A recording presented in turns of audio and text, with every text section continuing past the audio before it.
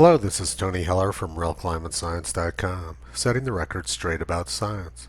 Like everybody else, scientists can't operate without money, which also creates the possibility of money corrupting science.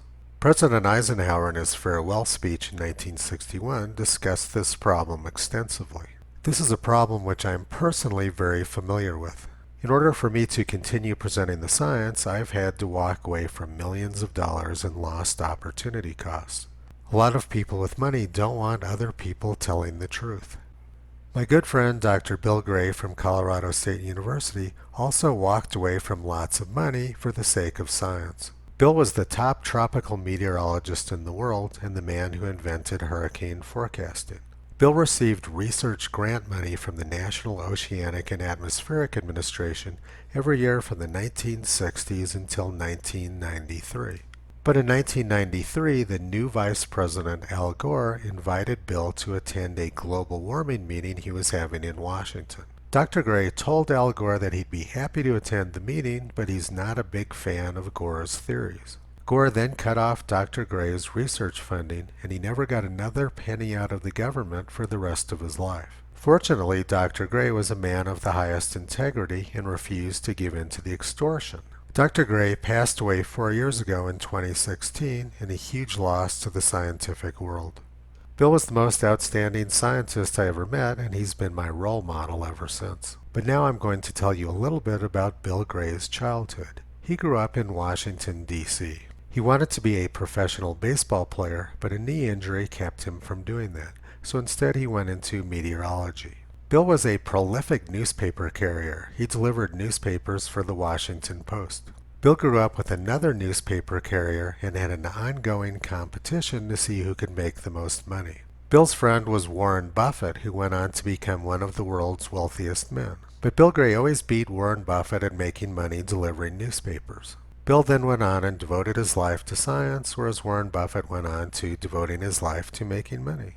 We're going to look now at a book, The Warren Buffett Stock Portfolio, written by his daughter-in-law, Mary Buffett. I'm going to read to you the entire chapter about the vaccine business.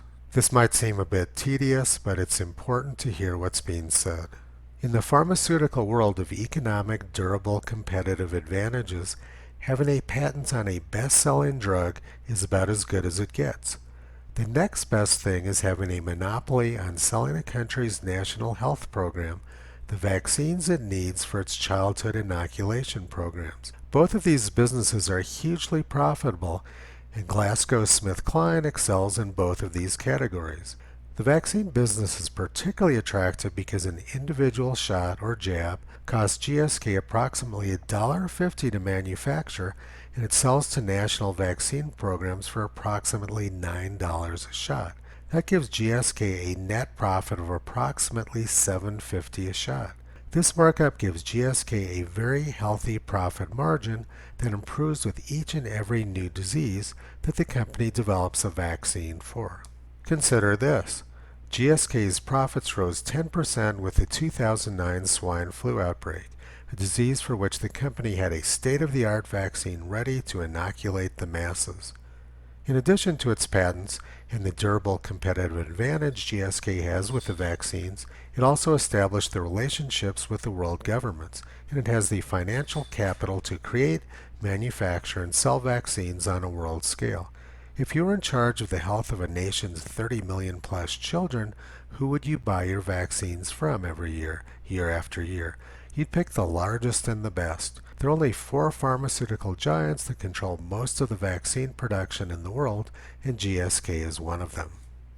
There's another component to the vaccine equation that also spells big money. Every year, women all over the world give birth to approximately 133 million new babies.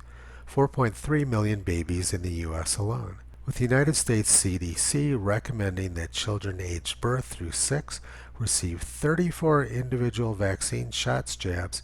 That means the market for those 34 vaccine shots jabs increases every year by 4.3 million in just the U.S. alone. This in turn means that the vaccine manufacturers selling in the U.S. have the potential to earn a profit of $1.09 billion every year. Consider the number of yearly vaccines worldwide, and numbers are staggering. approximately $34 billion a year. After 10 years in the U.S. alone, vaccine manufacturers will see more than $10 billion in net profit. On a world scale, the number jumps to a potential $340 billion in profits. And wait, it gets even better. With the invention of each new vaccine comes a patent that's good for 20 years and guarantees that no one else can make the vaccine. In other words, the company has a monopoly.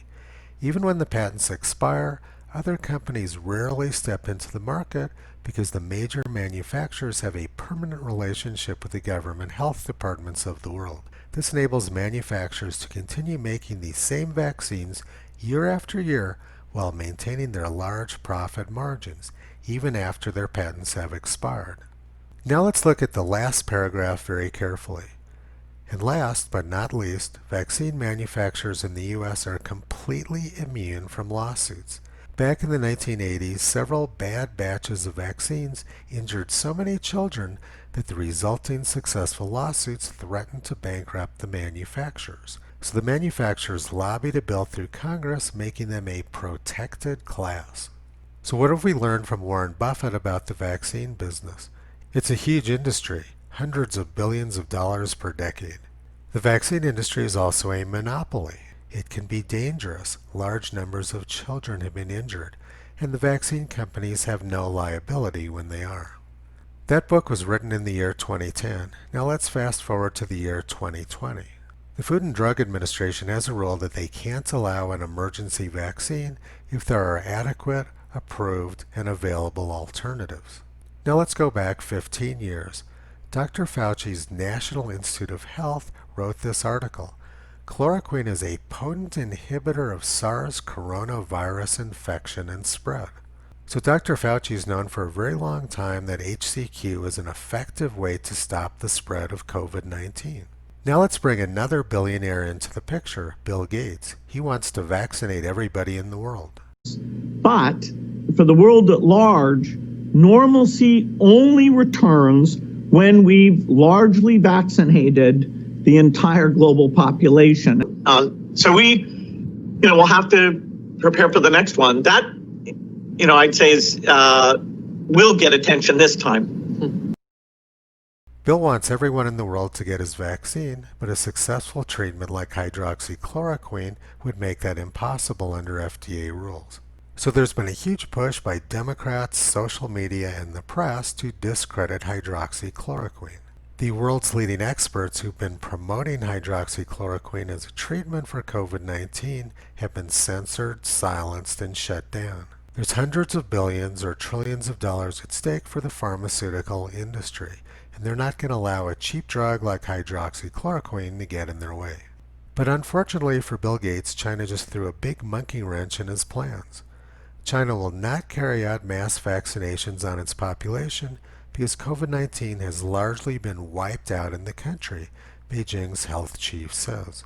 This is also true over most of Europe and the United States as well. There's obviously no need for a vaccine because the virus is disappearing on its own. Bill Gates, with his huge amount of money, has quite openly purchased influence with many of the world's health agencies and with many politicians. Now let's look at who's gotten rich off this pandemic.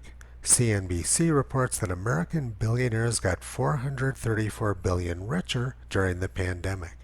The biggest gains were at the top of the billionaire pyramid, with the richest 5 billionaires, Bezos, Bill Gates, Zuckerberg, Warren Buffett, and Larry Ellison, seeing combined wealth gains of $76 billion. Bill Gates and Warren Buffett are vaccine guys, and meanwhile Zuckerberg has been censoring HCQ. Because if people knew that HCQ worked, then Bill Gates and Warren Buffett couldn't sell their vaccines. Toto's been watching money corrupt science for decades. This is just one more example in a long string.